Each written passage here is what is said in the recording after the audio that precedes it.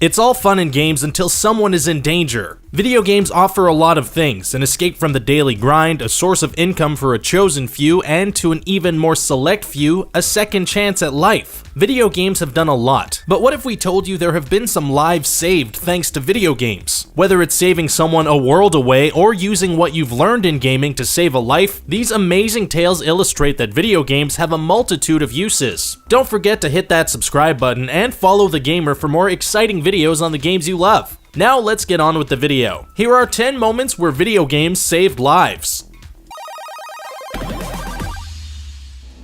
The cry from 15,000 miles. One of the modern advances of online gaming is voice chat. With a headset, we can talk to people in other countries instantaneously. Despite this amazing technology, some gamers use it in a negative way by insulting one another and flaming over the other player's lack of skill. As despicable as this practice is, it is something all gamers kind of have to get used to. I mean, no one knows who you are or where you're from. Why would they care? Well, some gamers do, and sometimes it's not all bad. In 2011, a Canadian kid logged on to Xbox Live and noticed that his friend who lives in Texas was not acting the way he usually did. He was going on about how worthless he felt and acting really out of character. After a few minutes of dialogue, it became apparent that the kid was thinking about killing himself. The kid found out where his friend was and contacted the police, who then contacted the suicidal kid over Xbox Live and managed to talk him down long enough for help to arrive. This shocked the parents as they had no idea their son was hurting this way. It shows that even 15,000 miles away, a person can still make a connection and even save a life. Live fire. When your life is in danger, desperation sets in, and any idea that will get you to safety seems like a good one. Now, we at The Gamer advocate for online safety and advise anyone watching to never give out your personal information when playing online. 99% of the time, this is unsafe and can lead to real trouble. However, this story is of the other 1% where it saved a man's life. Robert Chambers was a 51-year-old man with muscular dystrophy. That means his muscles don't work the way he always wants them to. While he was playing a Facebook game, a fire started in his house. He couldn't move to his phone in time, so instead he turns to the people he's playing online with. He gives out his address and explains the situation, and luckily the people he's playing with were not your typical trolls, and they called the fire department in Robert's hometown. They arrived and managed to put out the fire and carry Chambers out safely. You always hear about players being swatted or bullied in the real world for having their identity revealed, but it's stories like these that remind you there are still some decent people online. GRYFFIN, take the wheel.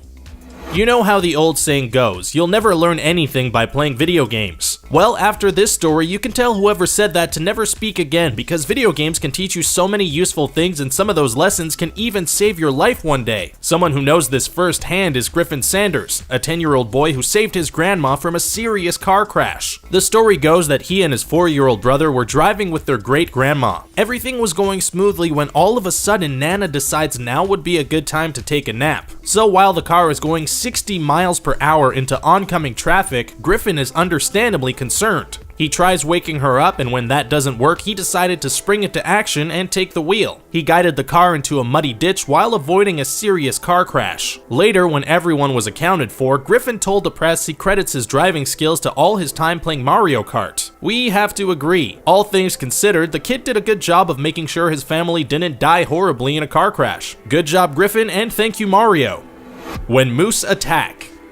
People often underestimate the power of the moose. Normally, these goofy-looking forest dwellers seem to be harmless, but in reality, they are big, powerful animals who will mess you up in a heartbeat. If you're not careful and get on a moose's bad side, you could be killed very quickly. Luckily, 12-year-old Hans Jorgen knew what to do when faced with this one-ton animal. He and his sister were taking a shortcut home through the woods, as you do when you want something bad to happen to you, when they were cornered by a moose. Hans quickly made like a possum and played dead. While mooses may be powerful, they're not that bright. So after Hans takes his dive, the moose walks off soon after. After the incident, Hans told reporters he used feigned death like his character in World of Warcraft. The kid used feigned death, a skill the hunter learns at level 30 in Warcraft to fend off a moose attack. Now, the play dead theory has been talked about before, but the fact the kid referenced his WoW character is something else. What a crazy world we live in. Medic.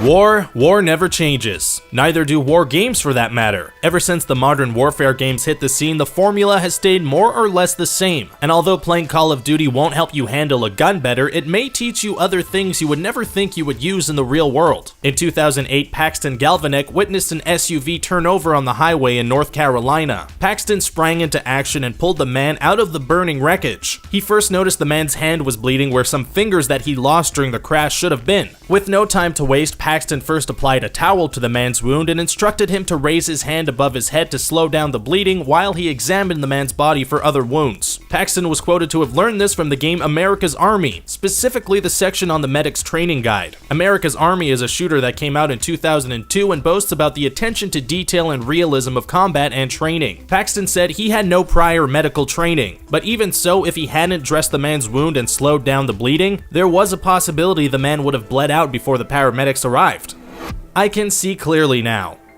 Remember when your mom said to not sit too close to the screen because it'll hurt your eyes? Well, you should probably still do that. However, playing video games can apparently help your eyesight according to a new study. According to the study, playing about 10 hours of action video games a week can improve everything from reading to driving at night. This ability is known as contrast sensitivity function, which is the ability to see subtle changes in shades of gray from a uniform background. This is usually one of the first abilities to degrade with age. However, a steady dose of video games can help improve this ability long term. This is all thanks to the work done by Daphne Bavelier from the University of Rochester. According to Bavelier, video games can help in other areas of vision, such as the ability to keep track of several objects at once and paying attention to a series of fast-moving events. With any luck and continued study, Bavelier thinks this could be part of vision correction treatments and physical therapy. In fact, Bavelier says exposing yourself to these kinds of games could help in the healing process after a person has corrective vision surgery. Although this may not save immediate lives, this study shows video games do more for people than mere entertainment.